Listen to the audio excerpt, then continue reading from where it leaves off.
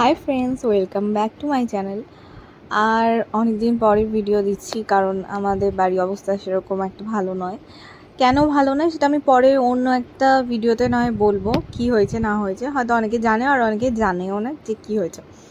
তো ভিডিও তো দিতে চাই কারণ মামামকে সারা দিন আমাকে একাকেই রাখতে হয়, আর এডিট করা, ভিডিও করা, তার উপরে অনেক কিছু কাজ থাকে। ওকে খাওয়ানো, ওকে মানে রাখা, ওকে দেখা, সব কিছুটা প্লাস হচ্ছে ঘরেরও কিছু কাজ থাকে। তো সব কিছু করে আমি আর ভিডিও দিতে পারি না। যখনই ভাবি যে ভিডিও দেবো তারপরে গিয়ে আর দিতে পারি না। এখনও পাশে মামাম বকবক করে আছে, ওকে নিয়ে ভয়েস দিচ্ছি। যাই হোক, তো এটা হচ্ছে কি কিছুদিন আগের ভিডিও।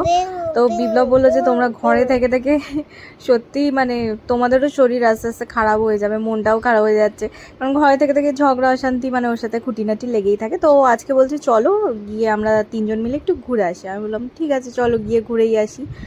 তো কোথায় যাব এখনও কোনো কিছু ঠিক হয়নি, যেহেতু ও নিয়ে যাবে তো আমি আর জিজ্ঞাসাও করিনি। তো এই যে চিনি কি করে বুঝে যায় জানি না যে আমরা একটু পর বেরোবো। ও চলে এসছে আদর খেতে, আর আমি ওকে আদর করছি এখানে বসে বসে। আমি ওকে বলছি এখন ঠিক আছে তুমি সরো, এখন যাও, আমি বাড়ি আসি তারপরে গিয়ে আদর করব।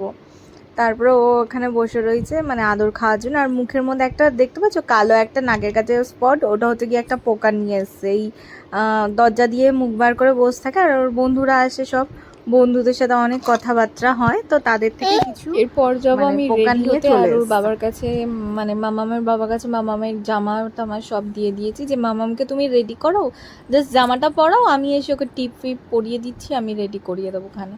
তো আমি এসে দেখছি ওর বাবাই ওকে রেডি করে দিয়েছে, টিপ টিপ সব পরিয়ে দিয়েছে। আমি মামামকে এত বড় টিপ পরাই না, ছোট্ট একটা টিপ পরাই, যেটা কারোই ভালো লাগে না। সবাই বলে কেন এত ছোট টিপ পরাস।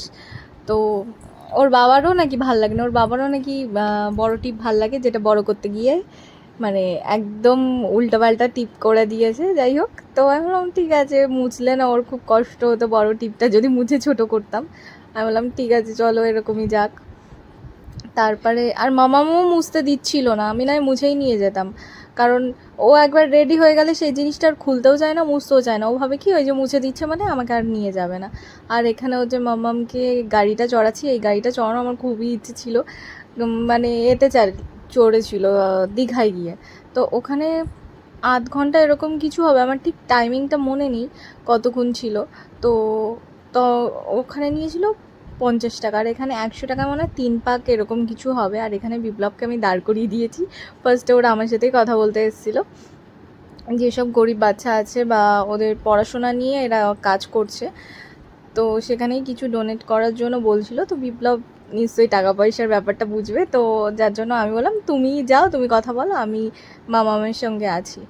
তো এই যে মামাম গাড়ি চড়ছে আর আমি মামামের সঙ্গে সঙ্গে ঘুরছি। আর মামাম না কোথাও গেলে একটা না একটা কোনো মানে কোনো বাচ্চাকে দেখলেন ও বড়দের থেকে বাচ্চাদের বেশি পছন্দ করে।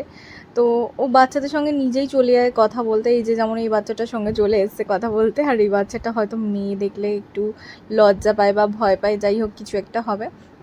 মামাম তো মেয়ে হোক ছেলে হোক সবার সঙ্গে গিয়ে কথা বলবে, কিন্তু সবার সঙ্গে গিয়ে কথা বলবে, মানে তাকে গিয়ে আদর করবে, ভালোবাসবে, আবার গালে হাঁপাও দেবে। কিন্তু হচ্ছে গিয়ে যদি ওকে কেউ একটা মেরেছে তো ঘুরিয়ে তাকে মেরে দিয়ে চলে আসে। এই গুণটা আমার মেয়ের মধ্যে আছে, যেটা আমার মধ্যে ছিল না, যার জন্য ছোটোবেলা হয়তো আমি অনেক মার খেয়েছি।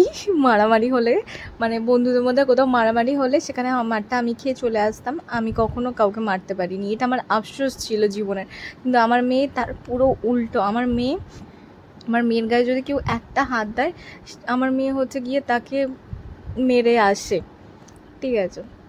তো যাই হোক, আর আমরা তারপরে বাইরে এসে দেখলাম এত বৃষ্টি হচ্ছে, এত বৃষ্টি হচ্ছে। আমরা যখন এখানে এসেছি কোনো বৃষ্টি ছিল না, তো আমরা বুঝতেও পারিনি যে বাইরে এত বৃষ্টি হয়েছে, আর পুরো মানে জল জমে গেছে।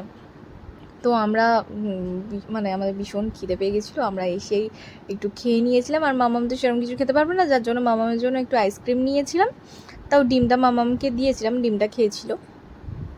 যাই হোক, তো আর বেশি ব্লগ করতে পারবো না, কারণ এই একটা মাত্রই ফোন আমার কাছে আছে, যেটা বৃষ্টিতে ভিজলে মানে খারাপ হয়ে যেতে পারে। তারপর গিয়ে আমি আর ব্লগ করতে পারবো না, তাও যা একটু দিচ্ছি সেটাও দিতে পারবো না।